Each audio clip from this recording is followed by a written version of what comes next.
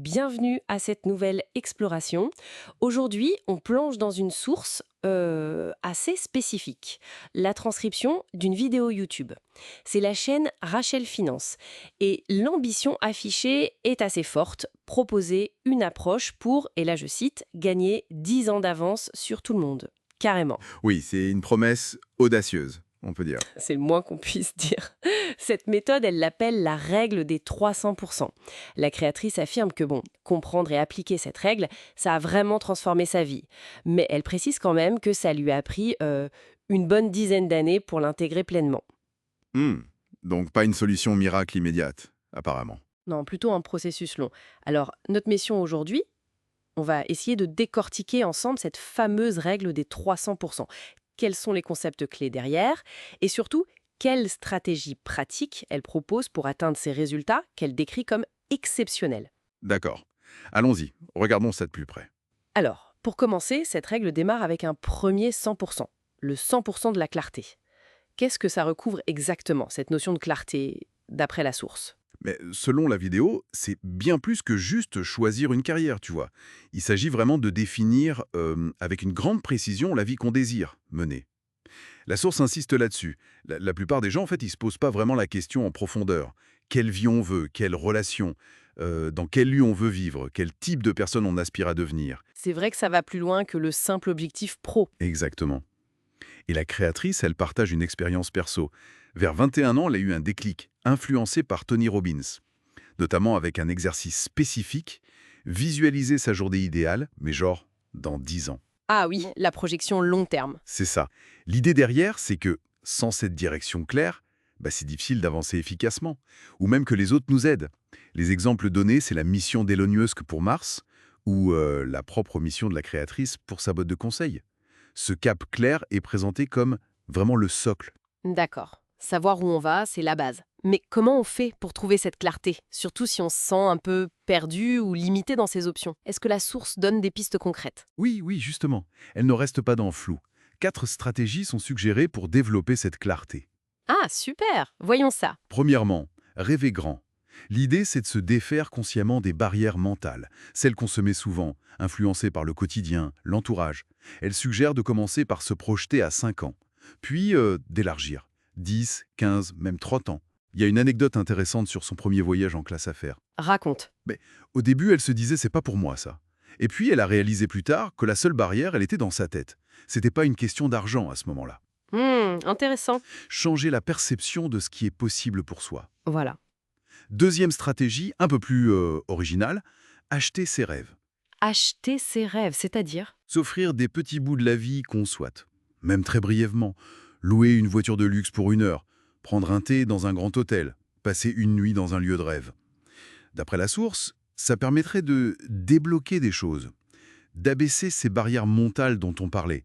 Ça montre au cerveau que cette réalité, elle est possible, et qu'on peut s'y sentir légitime, quoi. D'accord, comme un avant-goût pour rendre le rêve plus tangible. C'est un peu l'idée. Troisième piste, écrire ses objectifs et sa vision. La source mentionne une étude, sans la citer précisément, qui prouverait scientifiquement que le fait d'écrire ses objectifs augmente les chances de les réaliser. Ah, le pouvoir de l'écriture! Oui, la créatrice dit qu'elle note ses objectifs annuels dans son téléphone et qu'elle visualise ses 3 buts majeurs chaque matin. Ça formalise, ça ancre l'intention. Logique. Et la quatrième? Quatrièmement, créer un tableau de visualisation. Un vision board. L'idée, c'est d'avoir des tableaux pour l'année et d'autres pour le plus long terme, genre 10-15 ans.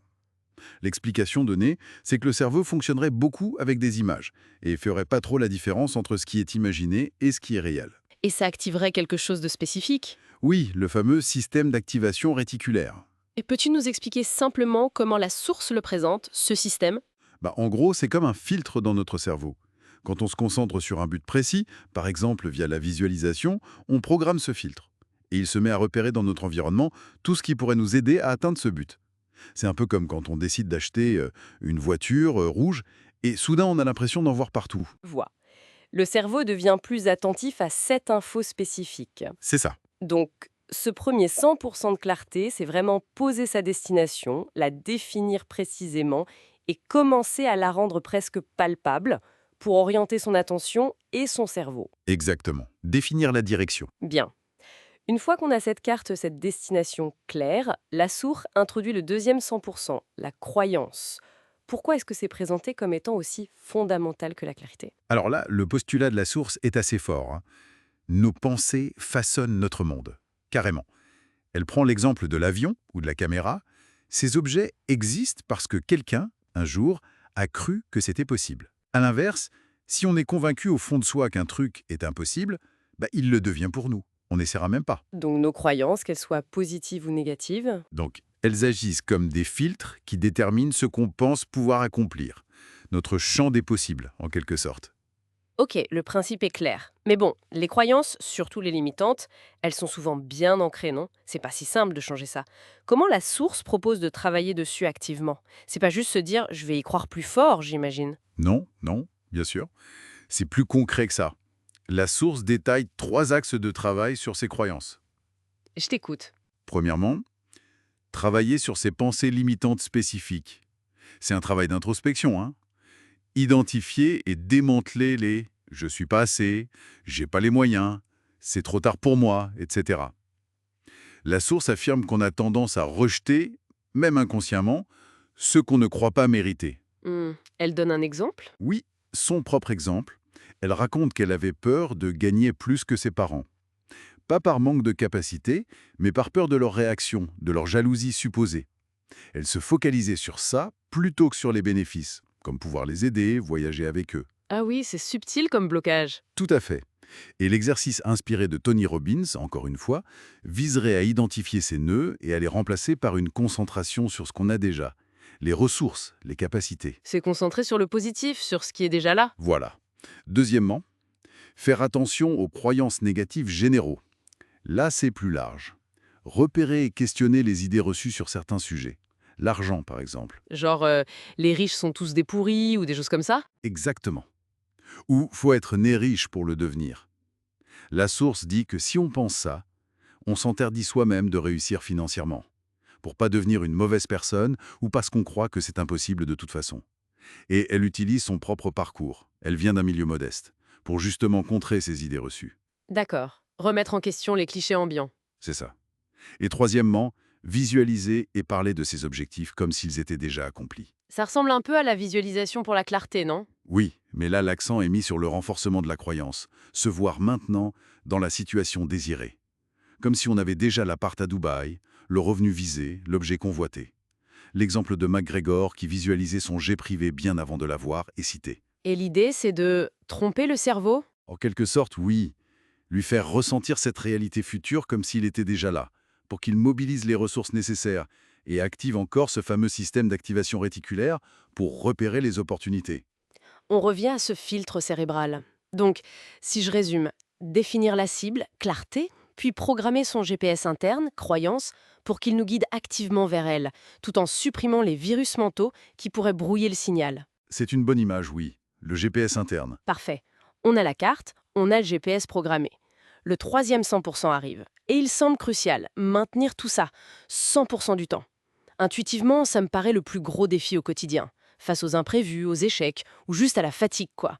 Comment la source propose de tenir sur la durée? Oui, tu as raison, c'est souvent là que le bas te blesse. Et la source insiste beaucoup là-dessus.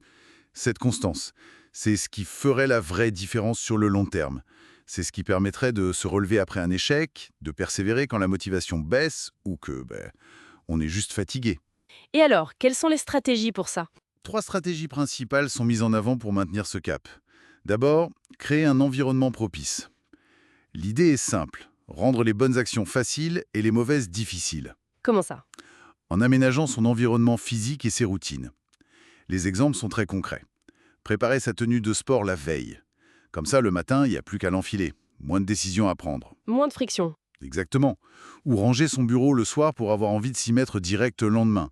Réduire les obstacles, même les petits. Logique. La deuxième stratégie. Ensuite, gérer son énergie. C'est présenté comme essentiel pour conserver son momentum.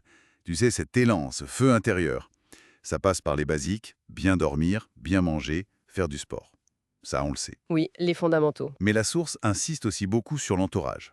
La qualité des gens qu'on fréquente. Côtoyer des personnes qui nous tirent vers le haut, qui nous inspirent. Et à l'inverse, éviter ou limiter le temps passé avec ceux ou dans des activités qui nous pompent notre énergie. L'environnement social comme batterie, en quelque sorte. C'est une bonne façon de le voir.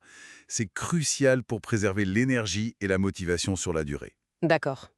Et la troisième stratégie pour tenir le cap? Et enfin, une stratégie que je trouve particulièrement intéressante, faire la liste de ses accomplissements. C'est-à-dire? Noter ses succès. Oui, exactement. Noter toutes les réussites, même les petites. La première vidéo filmée, la première vente, le premier investissement, une formation terminée, une peur surmontée, peu importe la taille.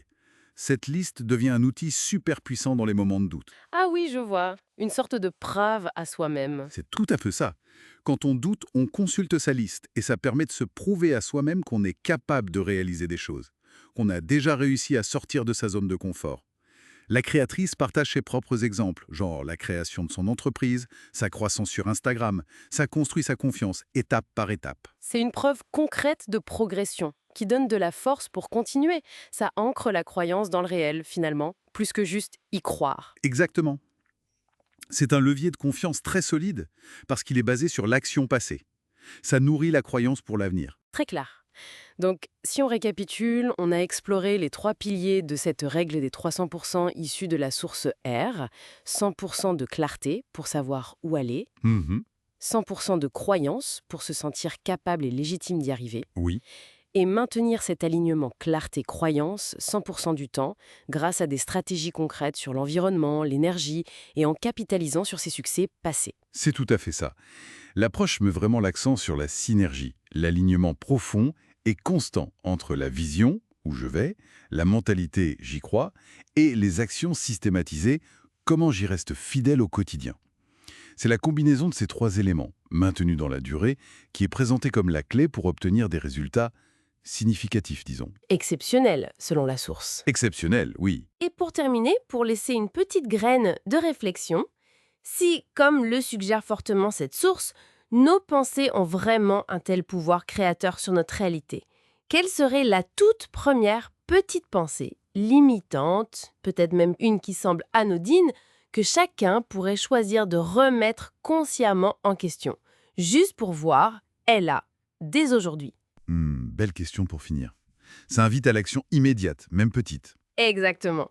Merci beaucoup d'avoir fait cette analyse approfondie avec nous. Merci à toi, c'était passionnant à décortiquer. On se retrouve très bientôt pour une nouvelle plongée dans un sujet tout aussi intéressant.